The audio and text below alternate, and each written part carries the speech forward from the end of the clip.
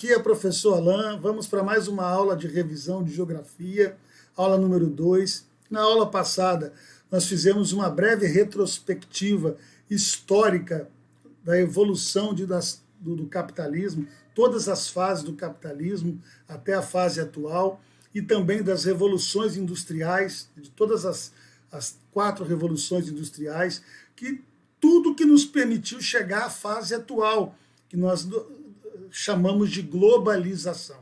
Então nós já falamos, já começamos na aula passada a conceituar a globalização, que é esse período que a gente vive. O que nós vamos fazer agora nas próximas aulas é detalhar mais um pouco, é pormenorizar, é buscar compreender ainda mais essa fase atual conhecida como globalização. E na aula de hoje, especificamente, nós vamos falar das redes globais de investimento. O mundo globalizado se caracteriza, já falei isso na aula passada, por uma intensa rede de conexão, e de fluxos de tudo quanto é jeito, materiais, imateriais, pessoas, mercadorias, informação. Hoje, especificamente, nós vamos falar dos fluxos de investimento.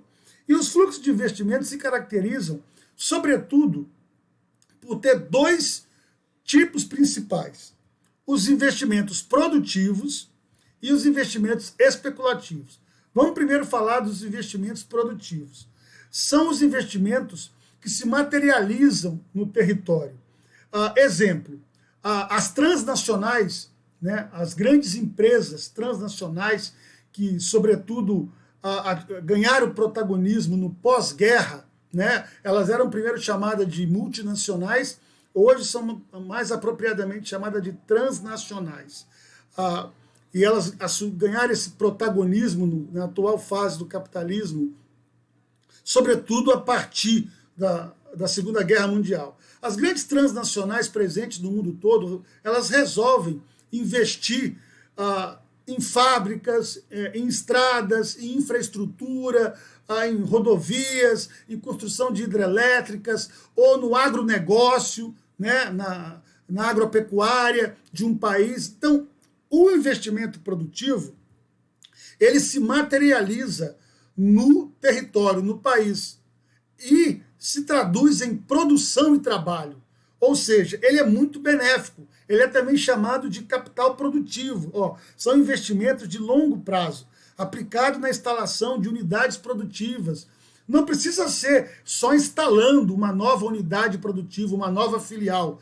Às vezes, uma grande transnacional, a sede lá no país de origem, resolve apenas melhorar o maquinário, investir melhor na tecnologia de uma filial que já existe, aumentando a produtividade, e com o tempo ela vai ter esse retorno. Então, assim, o lucro dos capitais produtivos, ele não é rápido, ele é um lucro que vem a médio e longo prazo.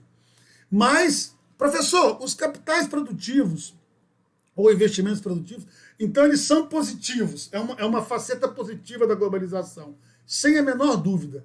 Não é à toa que os países em desenvolvimento, eles, não só os países em desenvolvimento, os países também subdesenvolvidos, enfim, e também os países desenvolvidos, eles estão o tempo todo atraindo essas empresas, tentando convencer, seduzir essas grandes transnacionais a virem para o seu país, a montarem fábricas, filiais, subsidiárias, ou investir, ampliando as filiais que já existem. Por quê? Porque gera mais emprego, aumenta a produção, aumenta a produtividade, gera mais renda, faz a economia circular, dinamiza a economia. Portanto, ele é muito positivo, mas é preciso fazer uma ponderação, uma observação.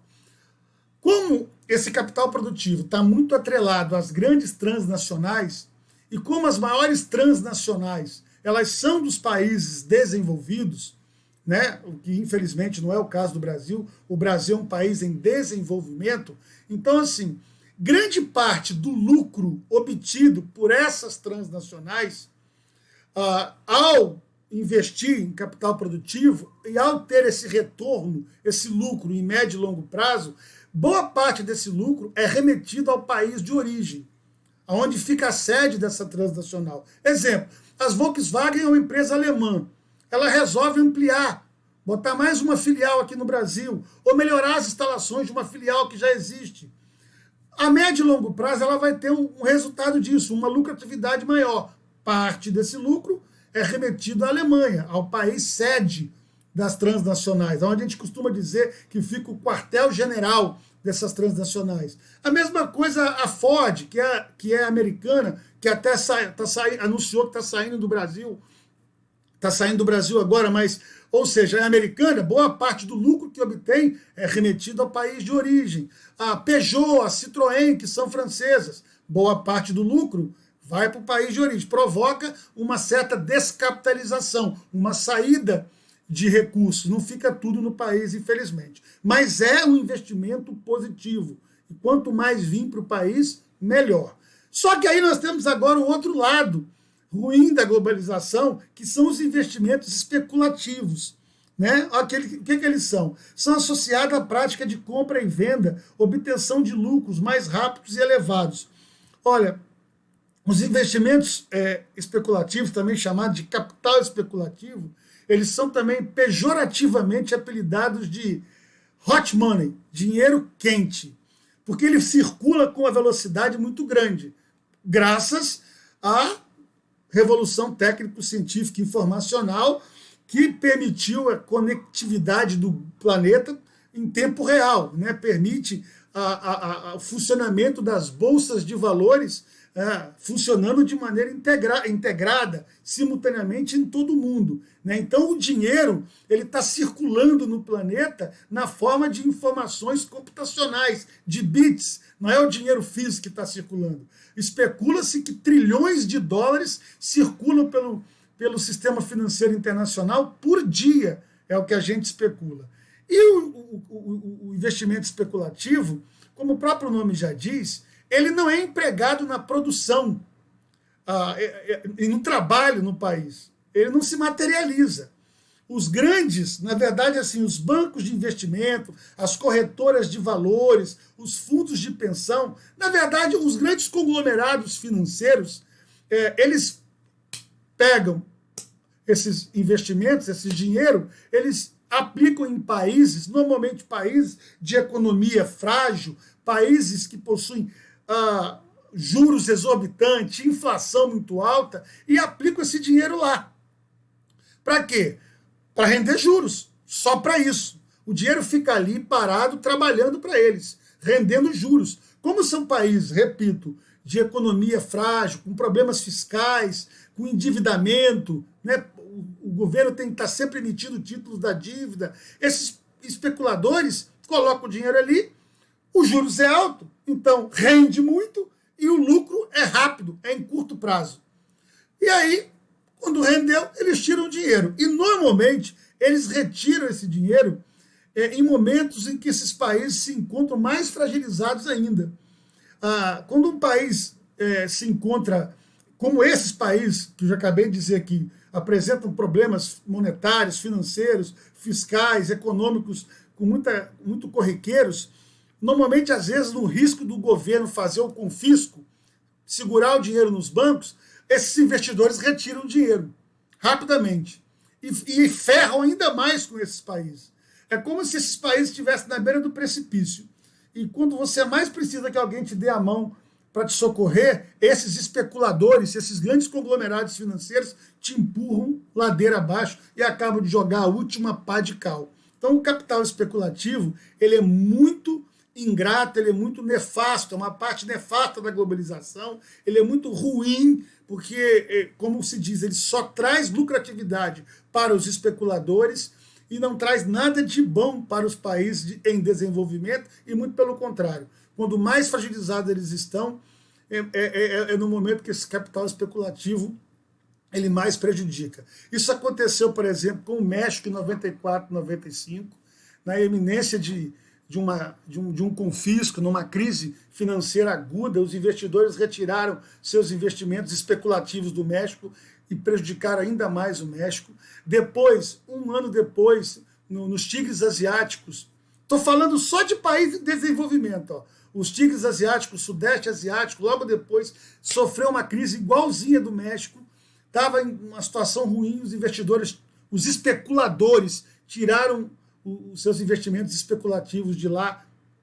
Depois, na Rússia, em 98, tiraram, Brasil em 99,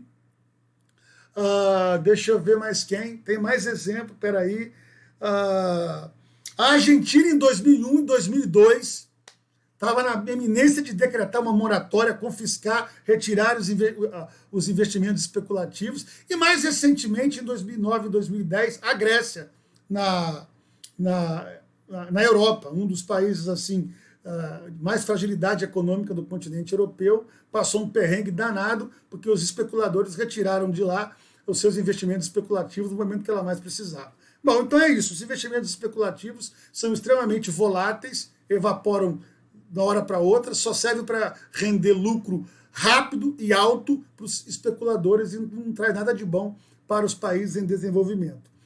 E aqui, só para terminar a minha explicação, olha como a globalização ela é altamente seletiva. Eu já falei isso na aula passada, né? Os principais países receptores de investimento produtivo, aquele investimento que é salutar, que é positivo, que faz bem para o país, porque é investido na produção, né, e no trabalho.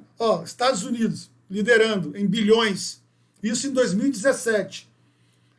Países receptores de investimento produtivo em 2017. Na vertical aqui, os valores em bilhões de dólares e na horizontal, os países. Se você analisar todos esses países, você vai ver que não tem ninguém aqui subdesenvolvido. Não tem nenhum país aqui pobre. Os países que mais recebem esses investimentos produtivos são países desenvolvidos e depois os em desenvolvimento. Né? Por quê? Porque as grandes transnacionais, as grandes corporações, elas escolhem os lugares, os países já melhor aparelhado, os países que já apresentam melhores condições, né, de infraestrutura viária, de melhor infraestrutura de energia, de comunicação. Então, assim, eu sou um grande investidor de uma multinacional estrangeira. Eu vou para um país onde tem uma rede de rodovias, ferrovias, que permite escoar a produção decentemente, onde tem uma rede de energia elétrica decente, de comunicação. E aqueles países mais pobres, menos dotados dessas infraestruturas, acabam não recebendo esses investimentos produtivos dessas transnacionais. Então, esse mecanismo dos fluxos de investimento, tanto produtivo quanto especulativo, acabam que o quê? Que aumentando, agravando ainda mais as desigualdades entre os países do mundo. Galera, esse foi o assunto da nossa segunda aula. Até a próxima. Um grande abraço.